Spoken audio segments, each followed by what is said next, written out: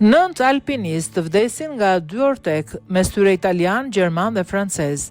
Të paktën 2 ortek të veçantë në zona të ndryshme të Nepalit kanë përfshirë ekspeditë alpinistësh italian, gjerman dhe francez, duke shkaktuar 9 viktima.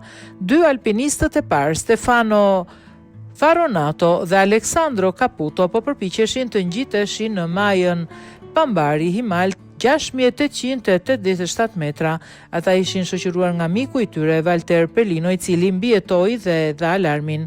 Një grup tjetër italian u godit nga një ortek në Jalung Ri, ku humbën jetën 3 shtetas italian të tjerë. Sipas mediave italiane, viktimat janë Paolo Coco, 41 vjeç, dhe Marco Di Marcello, 37 vjeç, të dy nga rajoni i Abruzzos, si dhe Marcus Kirkler, 30 vjeç, alpinist nga Tiroli i Jugut. Rasti i parë i konfirmuar ishte ai Kokos, fotografi dhe ish zëvendës kryetari i bashkisë Fara San Martino, i cili po përpiqej të ngjitej në majën Dolma Kang.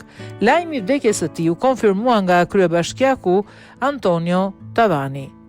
Dhe Di Marcello dhe Kirker u konfirmuan më pas si viktima të së njëjtës fatkeqësi, por përveç tyre humbën jetën edhe Jakob Schreiber, gjerman, Christian Andre Manfredi, Francë, dhe udhërfyesit nepalez Padam Tamang dhe Mere Karki. Vetëm 5 persona, 3 nepalez dhe 2 francez, mbjetuan dhe u dërguan me helikopter në Kathmandu.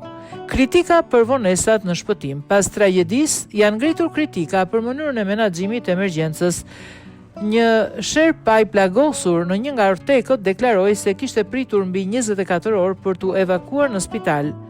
Gazeta Himalayan Times raportoi se vonesat në shpëtim lidhen me procedurat burokratike të miratimit fluturimeve me helikopter që kërkojnë leje nga Ministria e Turizmit, Ministria e Brendshme dhe Mbrojtjes, si dhe Autoriteti i Aviacionit Civil. Orteku ra në orën 9 mëngjesit, por autorizimi për shpëtim u dha vetëm 8 orë më vonë, tha Pasang Kidar, udhërfyes dhe nënkryetari i klubit të ngjitësve të malit Rollwalding Everest. Presidenti i shoqatës së alpinizmit të Nepalit, Pur Gyalje, bëri thirrje për reforma urgjente në sistemin e reagimit ndaj emergjencave, duke theksuar se procedurat e shpejta të shpëtimit janë jetike për të shpëtuar jetë në male.